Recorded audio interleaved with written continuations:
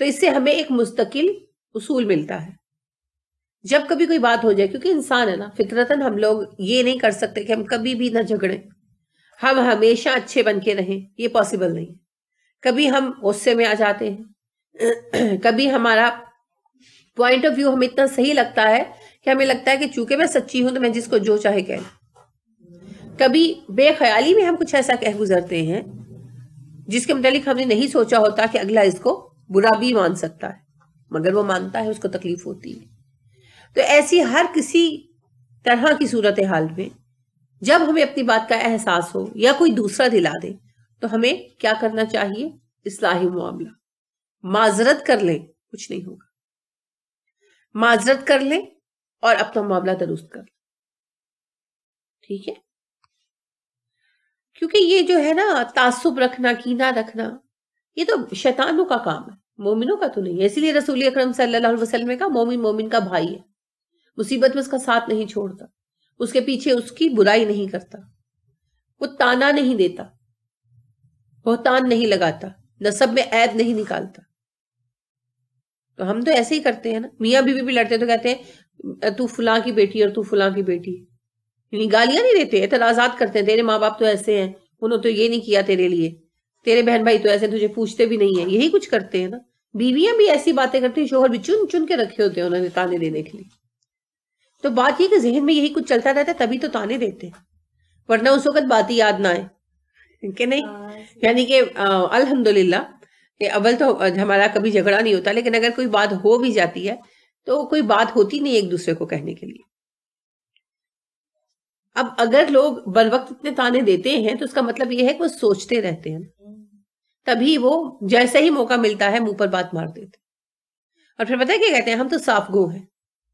صاف گوئی یہ نہیں ہے کہ آپ دوسروں کی کمزوریاں بیان کرتے پھر، یہ کوئی صاف گوئی نہیں. آپ سے کوئی گواہی نہیں مانگی جا رہی تھی. صاف گوئی تو حق پرستی کا نام. کسی کے خاندان کی غربت یا جہالت کو ٹارگٹ کرنا، کہنا ہم صاف گو ہیں، یہ صاف گوئی، یہ تو بدتمیزی ہے، یہ تو سخت دلی ہے. اور آپ دیکھیں رسول اکرم صلی اللہ علیہ وسلم کبھی ایسا نہیں کرتے تھے. تو ایک مرتبہ ابو موسیٰ اشعری اور حضرت بلال رضی اللہ عنہ کا جھگڑا ہو گیا نا. تو ابو موسیٰ، بات کیا تھی کیا وہ نہیں پتا، بس جھگڑا ہو گیا. تو مسجد نبوی کے صحن میں تھے، رسول اکرم صلی اللہ علیہ وسلم انٹر ہوئے، ان کو پتا نہیں تھا. تو ابو موسیٰ اشعری نے ان سے کہا تو ہے کیا حبشن کا بیٹا؟ تو آپ صلی اللہ علیہ وسلم نے ان کا جملہ سن لیا. آپ نے کہا ابو موسیٰ تمہارے اندر سے ابھی تک جاہلیت کی عادتیں نہیں گئی؟ تو ابو موسیٰ اتنے شرمندہ ہوئے کہ وہ بلال سے کہنے لگے کہ انہوں نے غالباً ان کو ٹھوکر ماری تھی یا اس طرح سے کچھ، تو ان کو کہنے لگے کہ مجھ سے بدلا لو. تو بلال نے کہا کہ نہیں میں نے معاف کیا. تو کہ نہیں، جب تک تم مجھے پلٹ کر ٹھوکر نہیں مارو گے تو میں اپنے آپ کو معاف نہیں کروں گا، یعنی کہ تم مجھ سے قصاص لو. تو یعنی کہ دیکھیں کہ رسول اکرم صلی اللہ علیہ وسلم کے ایک جملے نے انہیں ریئلائز کرا دیا کہ میں نے غلط کیا، اور آپ نے فوراً پکڑ کی کہ تمہارے اندر سے ابھی تک جاہلیت کی باتیں نہیں گئی، کہ کسی کے نسب پر تانا کرنا کہ تم ہو کیا کام والی کی بیٹے، ہو کیا تم ایک ٹیچر کی اولاد. تو پہلی بات یہ کہ ٹیچر بڑا رسپیکٹیبل پروفیشن ہے، اور دوسری بات یہ ہے کہ کوئی کام والی ہے تو بہت معزز عورت ہے. اس سے کچھ اپنے بچوں کو محنت کر کے پڑھایا، چوری چکاری کر کے بھیک مانگ کے تو نہیں پڑھایا. یہاں تو اچھے بڑے ہٹے کٹے مانگتے پھرتے. اب دیکھیں رمضان میں پورے خاندان مانگنے کے لیے آتے ہیں اور ان کو ذرا شرم نہیں آتی. تو وہ کتنا معزز بندہ ہے یا بندی ہے جو محنت مزدوری کرتی ہے، لوگوں کے گھروں میں کام کرتی ہے اور رزق کماتی ہے. کیونکہ رسول اکرم صلی اللہ علیہ وسلم نے فرمایا الکاسب حبیب اللہ، محنت سے روزی کمانے والا، کسب والا اللہ کا دوست ہے. کیونکہ قریش جو تھے نا وہ کام کرنے والوں کو حقیر سمجھتے تھے، خود تو کرتے نہیں تھے، تاجر لوگ تھے، تو کام کرنے والوں کو، پیشہ ور افراد کو، اسکلڈ لوگوں کو گھٹیا اور حقیر سمجھتے تھے. اس کی ریزن تھی، اس سوچ کے پیچھے نا ریزن تھی. ریزن یہ تھی کہ ان کے ہاں سکلز نہیں تھی، سکل جتنی بھی تھی نا غلاموں میں تھی، وہ سکلفل غلام خرید لیتے تھے. تو ان کو لگتا تھا کہ ہنر مندی وغیرہ اور مختلف پیشے اپنانا تو غلاموں کا کام ہے، تو وہ بہت حقیر سمجھتے تھے، اسی لیے آپ نے یہ فرمایا. تو اب دیکھیے کہ جیسے ہمارے گھر میں خواتین کام کرتی ہیں، تو میرے گھر میں بھی نجمہ بہن کام کرتی ہیں، تو میں اس کی بہت یعنی قدردان ہوں. وہ بہت محنت کر رہی ہے اپنے بچوں کو پڑھانے کے لیے، ویسے تو اس کے میاں اتنا کماتے ہیں کہ گھر چل جائے، وہ صرف اس لیے کام کرتی ہے کہ اپنے بچوں کو پڑھا سکے، اور بہت مشقت کر رہی ہے، تو اس کے بچے جہاں بھی پہنچیں گے کریڈٹ گوز ٹو ہر، اور وہ ہم سے بہتر ہے کیونکہ وہ ہم سے زیادہ حصہ لے رہی ہے قوم کی تعمیر میں. تو یہ جو ہے نا بڑی گھٹیا سوچیں ہیں، گھٹیا باتیں ہیں، اور یہ مومن کو زیب نہیں دیتی. تو اصلحوا ذات بینکم، یہ ویسے تو اس تقریر ہی کا حصہ ہے، لیکن اس کو آپ اس سے نکال کر بھی دیکھتے ہیں نا تو یہ ہماری زندگیوں کے لیے ایک اہم اصول ہے. اور وہ کیا ہے کہ آپس میں اپنے معاملات درست رکھو. تو معاملات درست رکھنے کے لیے دو باتیں ضروری ہیں. اول تو ہم ایک دوسرے کو برا بھلا کہیں مت، اور ثانیاً فطرت انسانی ہے کسی کو کچھ کہہ جائیں تو پھر اس کو درست کریں. اور میں نے پہلے بھی آپ سے عرض کیا تھا کہ اصلاح صرف غلطی تسلیم کر لینے کا نام نہیں ہے. جیسا میں مثال اکثر دیتی ہوں، پھر دوں گی، کہ میرے ہاتھ سے اگر گلاس گر کر ٹوٹ گیا، اس میں دودھ تھا بہہ گیا، میں آپ کے گھر آئی ہوں، میں آپ سے کہتی ہوں بھائی آئی ایم سوری مجھ سے ٹوٹ گیا، آپ کہتے ہیں اٹس اوکے، معافی تو ہو گئی، لیکن اب بات یہیں پر ختم تو نہیں ہوگی نا. مجھے شیشہ اٹھانا چاہیے، کرچیاں، مجھے دودھ صاف کرنا چاہیے کہ نہیں؟ ہاں، اگر میزبان کے پاس سہولت ہے اور وہ منع کر دیتا ہے تو یہ پھر اس کا اعلیٰ ظرف ہے، اس کا احسان ہے.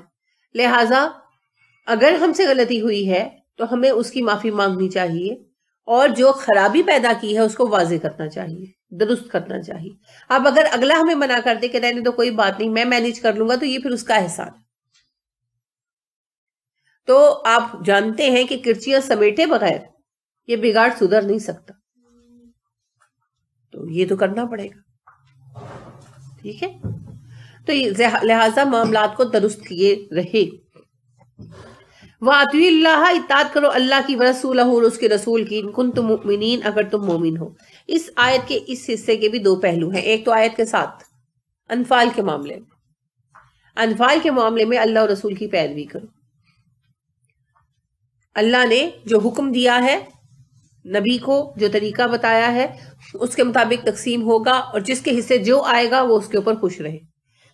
تو رسول اکرم صلی اللہ علیہ وسلم مال غنیمت تقسیم کرتے تھے اور خدمات کے مطابق لوگوں کو ملتا تھا، مگر بعض اوقات آپ صلی اللہ علیہ وسلم اس کے علاوہ بھی دے دیتے تھے، کسی کے دل کو اطمینان دینے کے لیے وغیرہ.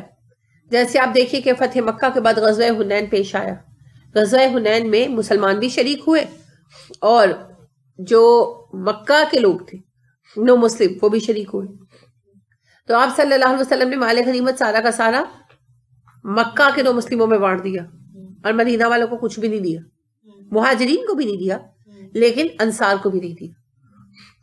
تو انصار کو پھر ان لوگوں نے یہ بھڑکایا تھا نا، تو آپ صلی اللہ علیہ وسلم نے پھر تقریر بھی کی تھی. لیکن یہ پھر امیر کو اس سے پتہ چلتا ہے حق ملتا ہے کہ اگر اپنے لوگوں کو بہت مل چکا ہے تو وہ فیصلے کر سکتا ہے کسی مقصد کے تحت، کسی ضرورت کے تحت. آپ نے مکہ والوں کو اس لیے دیا کہ وہ شان و شوکت پسند کرتے تھے، نئے نئے مسلمان ہوئے تھے، زیادہ مال ملنے سے ان کے دل مطمئن ہوئے کہ ہم دین پر چلیں گے تو ہمیں دنیاوی کامیابی بھی ملے گی. جیسے ہمارا بھی تصور ہے نا کہ دین پر چلنے والا دنیا میں تو بھیک ہی مانگتا رہتا ہے، تو عربوں کا بھی یہی تصور تھا، اور ان کو بار بار یہی خطرہ لاحق ہوتا تھا کہ بھئی دنیا ہم سے چھن جائے گی. تو اللہ کے نبی صلی اللہ علیہ وسلم نے ان کے اطمینان قلب کے لیے ایسا کیا تھا. تو پھر ایسے فیصلے کیے جا سکتے ہیں. تو اللہ اور رسول کی تقسیم پر راضی رہنا بنیادی طور پر یہاں انفال کے معاملے میں آیا ہے. لیکن ویسے بھی آپ کو پتا ہے ہمیں حکم ہے اطیعوا اللہ واطیعوا الرسول، اللہ اور رسول کی اطاعت کریں ہر معاملے، اس کے بغیر کام نہیں چل سکتا. تو اللہ کی اطاعت قرآن پر چلنا، اور رسول اکرم صلی اللہ علیہ وسلم کی اطاعت آپ صلی اللہ علیہ وسلم کی سیرت کو اپنانا. ٹھیک ہے، کہیں ہمیں یہ نہیں بتایا گیا کہ رسول اکرم صلی اللہ علیہ وآلہ وسلم کی نعتیں پڑھو بیٹھ کر. میں یہ نہیں کہتی نعت نہ پڑھے، نعت پڑھنا اچھی بات ہے، ضرور پڑھیں، لیکن صرف نعتیں پڑھیں اور زندگی گواروں جیسی گزاریں، یہ کوئی معنی نہیں. اب مجھے بتائیں، دین کے نام پر پچھلے ہفتے میں ہڑتال ہوئی تھی، تو کیا رویہ تھا؟ یعنی شرمناک رویہ تھا. عورتوں تک پر ہاتھ اٹھائے ان لوگوں نے، لوگوں کی گاڑیاں توڑ دی، اور رسول اکرم صلی اللہ علیہ وسلم نے کتنی سختی سے ہمیں منع کی ہے نا. اور بات کیا کہی ہے؟ مسلمان ہے ہی وہ جس کے ہاتھ سے دوسرے مسلمان کا مال اور جان محفوظ. تو انہوں نے کس بنا پر دوسرے مسلمانوں کا مال تلف کیا؟ کیا حق حاصل تھا ان کو؟ کس نے ان کو حق دیا تھا؟ یعنی مجھے اتنا رنج ہوا. انہوں نے کچھ گاڑیاں توڑی ہوئی تھی, کچھ بائکس چلائی ہوئی تھی, پتہ نہیں بیچاروں نے قسطیں ڈال ڈال کر لیا ہو. ابھی انہوں نے قسطیں بھی چکائی تھی کہ نہیں. پہلے بھی ان لوگوں نے پچھلے سال مولویوں نے نکالا تھا جلوس, تب بھی انہوں نے ایک موٹر سائیکل سٹینڈ کو آگ لگا دی تھی. تو اس میں کچھ بچے جو تھے ان کا انہوں نے دکھایا تھا. تو ایک لڑکا رو رہا تھا, کہہ رہا تھا کہ میں نے تو ابھی نہیں لی تھی, میں تو ابھی صرف 3 انسٹالمنٹس دی تھی. اب دیکھیں محنت مزدوری کرنے والے بچے قرضے لے لے کر وہ بائکس دیتے ہیں کہ چلو آنے جانے میں سہولت ہو جائے, ٹائم ویسٹ ہوتا ہے بسوں کے اوپر. آپ نے ان کی ملکیت جلا دی. حق کیا حاصل ہے آپ کو؟ کیا انہوں نے جا کر کچھ کیا ہے؟ اور اگر آپ نے چند لوگوں کی بائکیں جلا دی تو حکومت پر کیا اثر پڑا؟ حکومت نے کوئی کلیم دے دیا ان کو؟ اتنی جاہلانہ حرکت ہے. اور یعنی آپ دیکھیں کہ گاڑی روک کر گاڑی پہ ڈنڈے مار کے انہوں نے لوگوں کو, گاڑی پہ بیٹھے ہوئے لوگوں کو اتار دیا. فیملی تھی, بچے بھی تھے, عورتیں بھی تھی. پھر گاڑی ساری توڑ دی. مجھے بتائیں اس وقت ان لوگوں پر کیا گزری ہوگی؟ خطرہ, خوف. مجھے یاد ہے کہ پہلے بھی انہوں نے اسی طرح ہڑتال کی تھی پچھلے سال. تو یہ جو ہے نا جی ہاں, ماڈل ٹاؤن کے قصے کو لے کر کافی شور پڑا تھا. تو ہم لوگ آ رہے تھے تو یہ بلاک تھا سارا راستہ. 2 سال پہلے جس وقت ماڈل ٹاؤن کا ہوا اس وقت کی بات ہے, نور الہدا بھی چھوٹی تھی. تو وہ گھبرا گئی کیونکہ یہ نا گاڑیاں روک رہے تھے اور ٹائر انہوں نے جلائے ہوئے تھے. تو خیر اس وقت گاڑیاں توڑ نہیں رہے تھے مگر روک رہے تھے, اور راستے میں نا جگہ جگہ آگ لگائی ہوئی تھی. تو فتح گڑھ سے پیچھے تو بچے رونا شروع ہو گئے. شور سن کر اور آگ دیکھ کر نا دونوں بچیاں اونچی اونچی رونا شروع ہو گئی. اور نور الہدا کہنے لگی دادو ہم گھر کیسے جائیں گے؟ تو اتنا زیادہ رش تھا کہ پھر میں نے اپنے بیٹے کو کہا کہ ایک گلی میں کار پارک کر دو, کار کا اللہ مالک ہے, لاک شاک کر دو, ہم گھر چلتے. تو ہم لوگ پھر پیدل اندر سے گھر چل کر آئے. تو وہ جتنا ڈرے ہوئے تھے بچے نا, وہ رات میں بھی ڈرتے تھے, وہ رات میں بھی بار بار ڈر کے اٹھ جاتی تھی نور. تو آپ دیکھیے کہ 3-3.5 سال کے بچے کے ذہن پر کیا اثر آیا, اس کو کتنا خوف محسوس ہوا, اور وہ کتنے دن تک وہ بات نہ دہراتی رہی کہ ہم تو اس طرح آ گئے تو انہوں نے تو آگ لگائی ہوئی تھی. تو آپ دیکھیے کس قدر ہریسمنٹ ہے نا. اور جس وقت یہ کیا گیا پوری فیملی تھی تو کتنا خوف آیا ہوگا کہ کیا پتا سر میں ڈنڈا مار دیں, کیا کریں.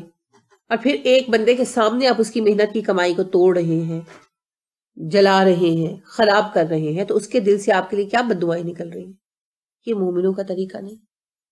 تو ہر معاملے میں ہمیں اطاعت کرنی ہوگی اللہ اور رسول کی.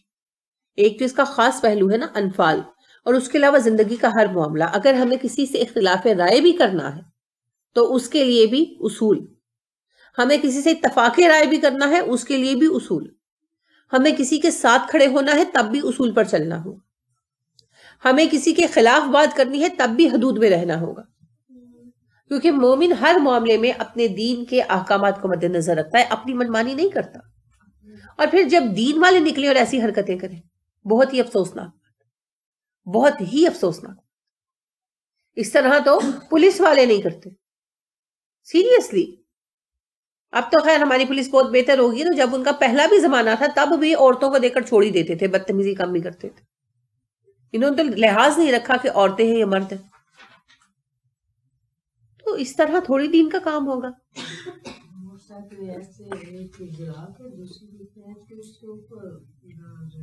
بالکل صحیح آپ کہہ رہی ہیں. اور آپ دیکھیں اپنی لا کر جلاؤ نا. آپ نے احتجاج موٹر سائیکلیں جلا کر کرنا ہے, اپنی موٹر سائیکلیں لاؤ, جلاؤ, احتجاج کرو. علیم الدین صاحب جو ہے نا وہ میتھس کے پروفیسر تھے علی گڑھ یونیورسٹی میں. تو انگریزوں کے خلاف ٹائم ٹو ٹائم کچھ نہ کچھ مسئلہ چلتا رہتا تھا.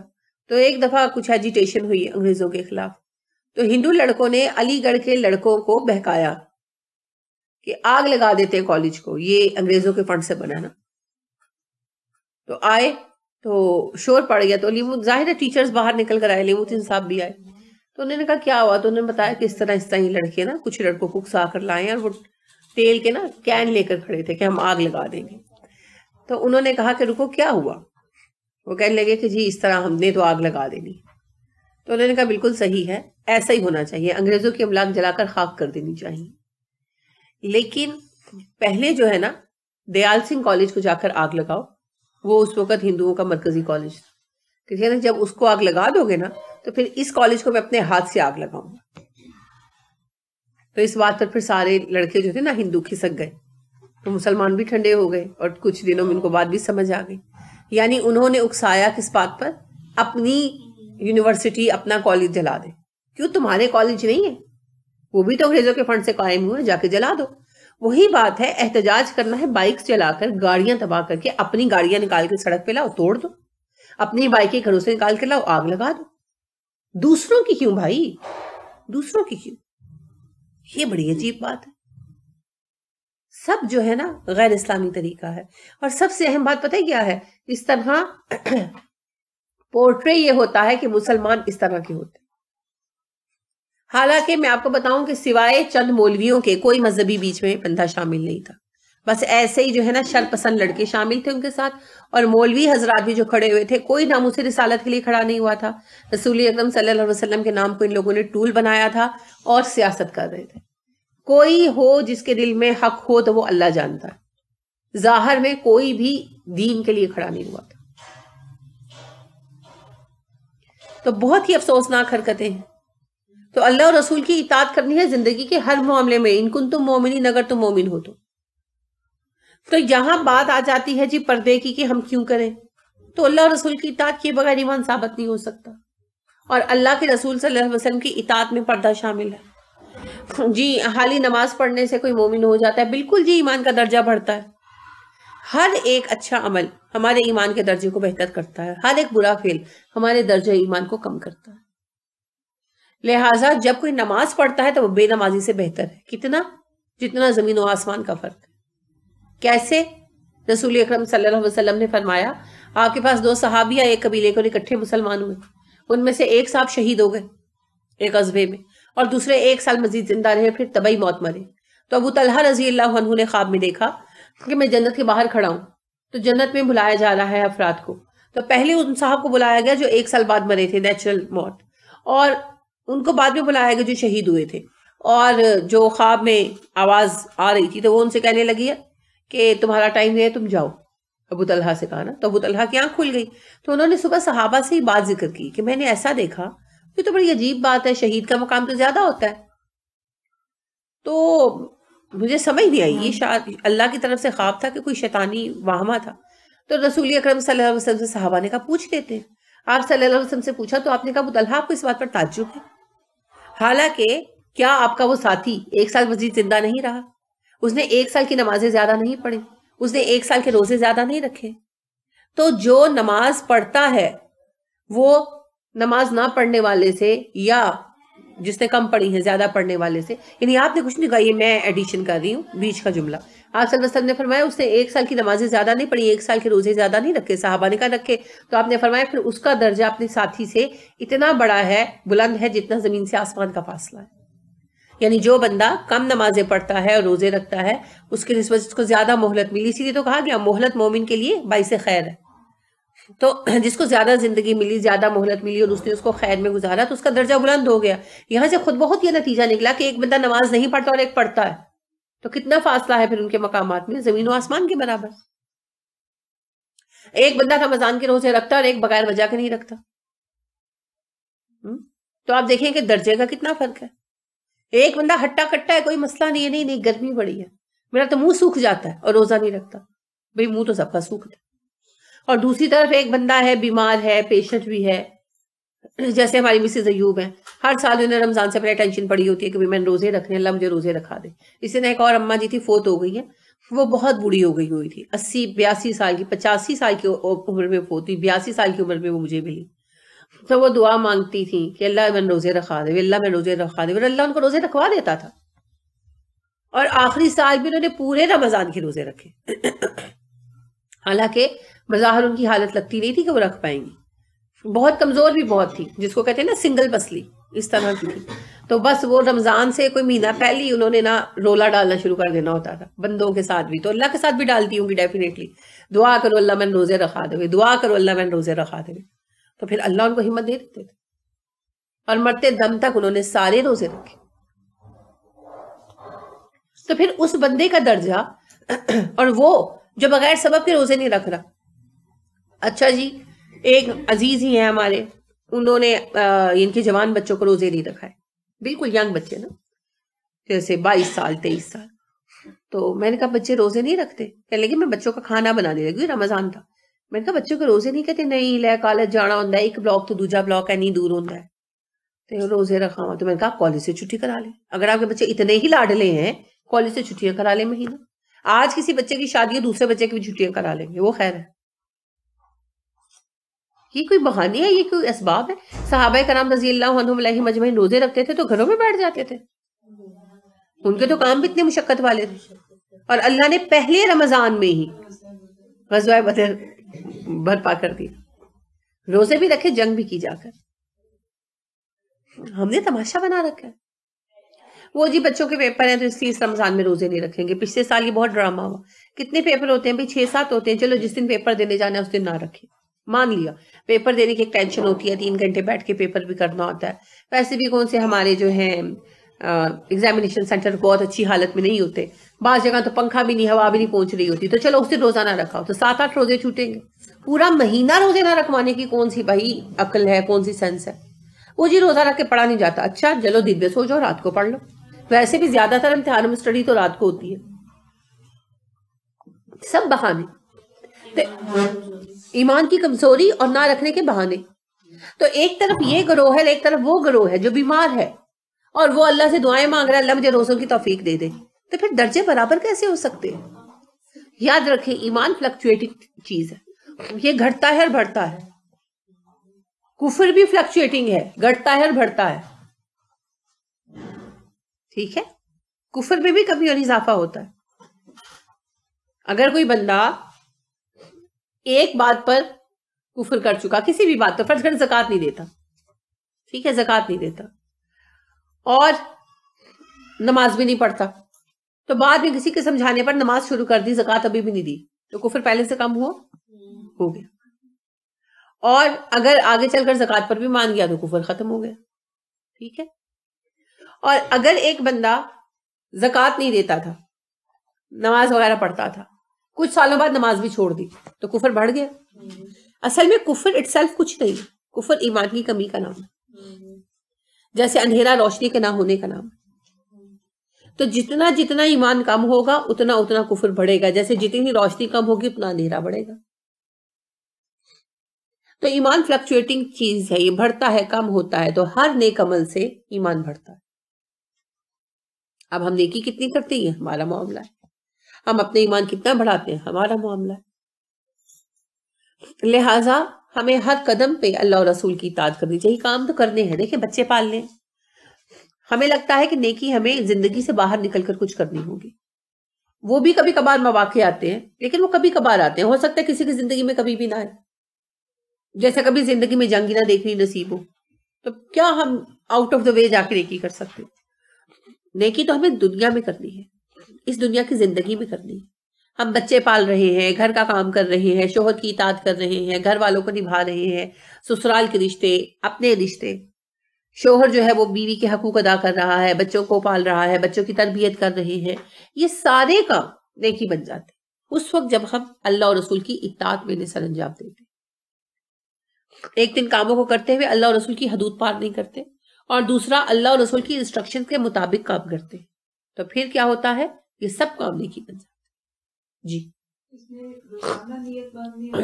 نہیں, جب آپ نے ایک دفعہ نیت باندھ لی تو نیت ہو گئی. ڈسٹریکٹ بھی ہو جائے تو کوئی بات نہیں, کبھی ہو جاتا ہے نا انسان سلپ ہو جاتا ہے, پھر دوبارہ استغفار کریں, پھر کم نہیں ہمت باندھیں. ٹھیک ہے, روزانہ نیت کی ضرورت ہے. یہاں اپنی یاد دہانی کے لیے آپ بے شک نیت کرتے رہیں, اپنے آپ کو یاد کراتے رہیں, لیکن بنیادی طور پر آپ کی نیتوں اور ارادوں سے اللہ واقف ہے. جب آپ نے ایک دفعہ نیت باندھ لی وہی بہت ہے. آپ کو اللہ اسی کے مطابق دیتے رہیں گے جب تک آپ کا دل نہیں بدلے گا, کیونکہ اللہ دلوں کا حال جانتا ہے. اور ویسے کبھی سلپ ہو جائے تو پریشان مت, دوبارہ کھڑے ہو جائیں. گرتے ہیں شہ سوار ہی میدان جنگ میں, وہ طفل کیا گرے جو کہ گھٹنوں کے بل چلے. تو آپ نے دوڑ لگائی ہے, آپ ہی گرے گے. جو بیٹھے ہوئے انہوں نے کیا کرنا ہے؟ پریشان مت. اور اللہ اور رسول کی اطاعت کیا ہے؟ اللہ فرماتے ہیں اطیعوا اللہ واطیعوا الرسول ان کنتم مومنین. اگر تم مومن ہو تو تمہارے پاس راستہ ہی ایک ہے, اللہ اور رسول کی اطاعت کا. تو کرنا اپنی مرضی اور دعویٰ کرنا ایمان کا, یہ دو باتیں میچ نہیں کرتی. کیونکہ مومن کو تو پتا ہے کہ مجھے اپنی زندگی اللہ اور رسول کے حکم ہی کے مطابق گزارنی, اللہ اور رسول کے حکم ہی کے مطابق گزارنی ہے, اس کے سوا کچھ نہیں ہے. مومن کے پاس کوئی چوائس نہیں. تو اگر ایک بندہ یہ کہتا ہے, جیسے آج ہمارے بچے بھی یہ کہتے ہیں اپنی مرضی, اس دن بھی بچی آئی ہوئی تھی نا, وہ بھی ڈسکس کر رہی تھی, زندگی اپنی مرضی پہ گزار رہے ہیں اور کہتے ہیں خالی پردہ کرنے سے کوئی مسلمان ہو جاتا ہے, خالی نماز پڑھنے سے کوئی مسلمان ہو جاتا ہے, میں تو اس لیے پردہ نہیں کرتی کہ پردہ کرنے سے لوگ مغرور ہو جاتے ہیں. بات کیا ہے اصل میں؟ کوئی مغرور ہو کوئی مغرور نہ ہو, کوئی پردہ دکھاوے کے لیے کرے. جیسے میں نے کالج میں جب پردہ کرتی تھی اس وقت پردے کا رواج بہت کم تھا, بہت کم لوگ پردہ کرتے تھے. پورے کالج میں اسٹوڈنٹس میں سے میں ایک ہی تھی, اور میرے پورے ٹیچنگ ہمارے اسٹاف میں سے صرف 2 ٹیچرز تھی, ایسی ہماری لیکچررز تھی جو کہ پردہ کرتی تھی. اور مزیدار بات ہے کہ ان میں سے ایک فائن آرٹس کی ٹیچر تھی. اسلامیات کی ٹیچرز بھی جو ہے نا بس سر پہ دوپٹہ ہی لیتی تھی. تو میں پورے کالج میں اکیلی لڑکی تھی. میں عبایا پہنتی تھی اور ویل کرتی تھی, اور کالج میں بھی میں اسکارف نہیں اتارتی تھی کیونکہ وہ نیچے وہ سیش بنا کے دوپٹہ لینا ہوتا تھا نا, کالج کے رول میں تھا. تو میں سر سے اسکارف نہیں اتارتی تھی اور مجھے خاص طور پر الاؤ کیا گیا تھا. اچھا, تو مجھے ایک لڑکی نے کہا ہمارے گھر والے نا ہمیں عبایا نہیں پہننے دیتے. میں نے کہا کیوں؟ کہنے لگی وہ میرے بھائی کہتے ہیں کہ جو خراب عورتیں ہوتی ہیں نا پیشہ ور وہ پہنتی. میں نے کہا اچھا چلو ٹھیک ہے. دیکھیں کس طرح کا, اس وقت تو بچپنا تھا, مجھے کوئی جواب نہیں سوچا. یہ سچی جو بات ہے, میں چپ ہو گئی, میں نے بات کو غور نہیں کیا. آج مجھے ہنسی آتی ہے کہ کس طرح کا بہانہ ہے. یعنی اگر آج کوئی مجھ سے یہ سوال کرے تو جتنی پیشہ ور عورتیں ہیں لپسٹک لگاتی ہیں وہ تو آپ نے نہیں چھوڑی, جتنی طوائفیں ہیں وہ سارے کے سارے بالوں کی کٹنگ کرواتی ہیں آپ نے وہ تو نہیں چھوڑی, جتنی طوائفیں ہیں وہ ایڑی والی جوتیاں پہن کے گھومتی ہیں وہ تو آپ نے نہیں چھوڑی, جتنی طوائفیں ہیں وہ لیٹسٹ جو بھی فیشن آتا ہے اس کے ڈریسز بنواتی ہیں وہ تو آپ نے نہیں چھوڑی, جتنی طوائفیں ہیں طرح طرح کی خوشبویات استعمال کرتے ہیں تاکہ مرد ان کی طرف راغب ہو وہ تو نہیں چھوڑے. ایک عبایا ہی چھوڑنا ہے کہ طوائف استعمال کرتی ہے. سبحان اللہ, کیسا بہانہ ہے. کم از کم بہانہ تو ڈھنگ کا بناؤ. اور پتہ ہے دل کے اندر چور ہوتا ہے, اگلا کچھ کہہ بھی نہیں رہا ہوتا, خود بہت صفائیاں پیش کر رہے ہوتے. تو یہ سب بیکار باتیں ہیں. مومن کے پاس راستہ ہی کوئی نہیں ہے, کوئی راستہ نہیں ہے مومن کے پاس. اس کے پاس ایک ہی راستہ ہے زندگی گزارنے کا, اپنے ایمان کے دعوے کو سچا ثابت کرنے کا, اور وہ ہے اللہ اور رسول کی اطاعت. کیونکہ اپنے دعوے کو سچا بھی تو ثابت کرنا ہے. حفصہ یہ زیادہ بات ابائی کی مرد حضرات ہی کہتے ہیں, نہیں ابایا نہیں پہننا. دیکھیے جی, مرد حضرات سے بھی سادہ سا سوال کریں. جب ان کی بیٹیاں, ان کی بہنیں, ان کی بیویاں جا کر کہتی ہیں میری فلاں ہیروئن کی طرح کے بال کاٹ دو, تو ہیروئنیں کیا ہے؟ طوائفیں نہیں. یعنی طوائف جو ہے وہ پھر کمرہ بند کر کے کام کرتی ہے, اور یہ تو سر عام کرتی ہیں. اور اب تو وہ کچھ کرتی ہیں کہ یعنی سوچا نہیں جا سکتا, کوئی انسان اس کا تصور نہیں کر سکتا جو کچھ اب ہوتا ہے. تو جب ان کے جیسے بال کٹواتی ہیں اور ان کے جیسے حلیے بناتی ہیں اور خود کہتے ہیں کہ تم تو بالکل فلاں ہیروئن لگ رہی ہو, تو اس وقت ان کو نہیں خیال آتا کہ وہ طوائفیں ہیں. اور عبایا پہنتے وقت انہیں یہ یاد آ جاتا طوائفیں پہنتی تھی, یہ نہیں یاد آتا کہ امہات المومنین بھی پہنتی تھی. ہو سکتا ہے ایسا کہیں ہوا ہو کہ بھئی کسی عام یعنی جو پیشہ ور عورت ہے اس نے اس کو بطور حربہ استعمال کیا ہو, تو یہ کیا بات ہوئی؟ یہ تو بیکار بات ہے. فوجی بندوق اٹھانا چھوڑ دے, گنز اٹھانا چھوڑ دے, ٹیررسٹ اٹھاتے تو بیٹھ گئی آپ کی ساری آدمی جا کر.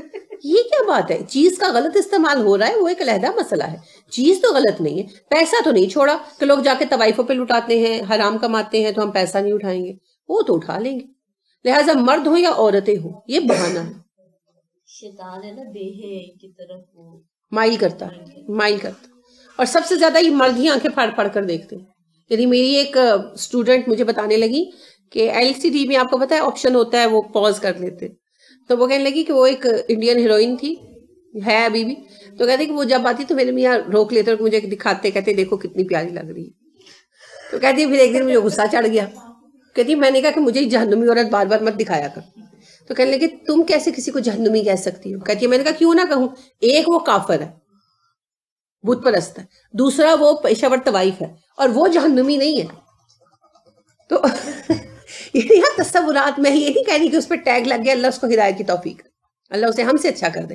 لیکن آپ دیکھیں کہ آپ اپنی بیوی کو مستقل اذیت دیں, اور پھر جل کر اگر وہ کہتی کہ جہنمی عورت مجھے مت دکھاؤ, تو پھر اس کو تم دین کی تلقین کرنے بیٹھ جاؤ کہ نہیں اس کو جہنمی مت کرو, تو کہو تمہیں کیا پتا اسے ہدایت مل جائے. جب ملے گی تب کی بات, ابھی تم اس کو اذیت ہی کیوں دیتے ہو؟ تو یہ جو مرد ہوتے ہیں نا ٹھرکی قسم کے, وہ اس طرح کی باتیں کرتے ہیں. ایک دفعہ ان سے یہ پوچھے کہ تمہیں پتا کیسے چلا کہ پروسٹیٹیوٹس جو ہے وہ ابائے پہن کر نکل دی ہیں, تمہیں پتا کیسے چلا, کتنی پروسٹیٹیوٹ سے ملے؟ میرے میاں کو تو نہیں پتا, آپ کے میاں کو بھی نہیں پتا ہوگا, تو کس طرح پتا چلا؟ بلایا تھا کسی کو؟ ذرا گرفت کرے نا, پھر یہ باتیں بند ہو جائیں. بیکار بات. تو اللہ اور رسول کی اطاعت کے آگے شیطان ہمیں بہانے سکھاتا ہے, یہ ان میں سے بہانہ ہے.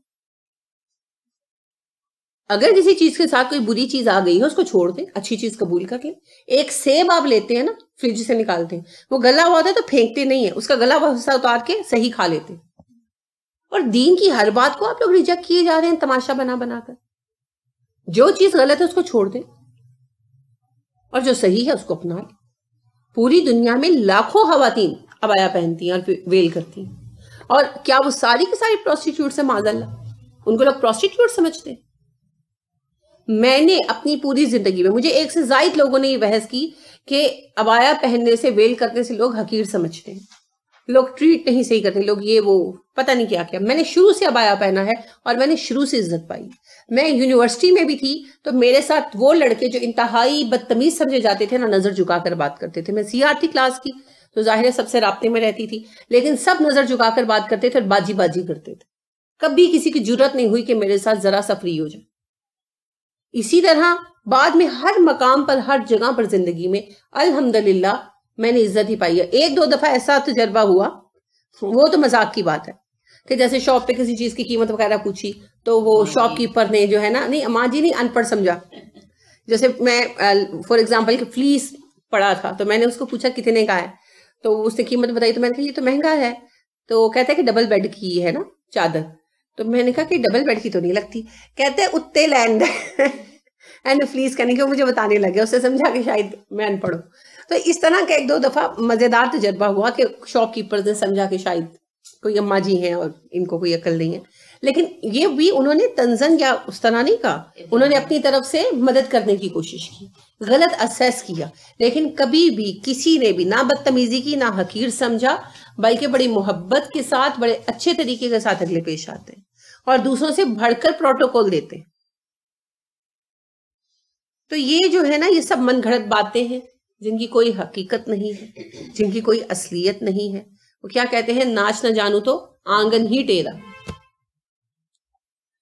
تو یہ آنگن ٹیرا ہے اور کچھ بھی نہیں. اور کوئی سوال؟ دیکھا اس ایک آیت میں کتنا کچھ ہے, اور ابھی بھی اس آیت پر مزید بات ہو سکتی مگر وقت ختم ہو گیا. انشاءاللہ یہیں سے آگے بڑھیں گے. سبحانک اللہم و بحمدک ونشہد ان لا الہ الا انت ونستغفرک ونتوب الیک. السلام علیکم ورحمۃ اللہ وبرکاتہ.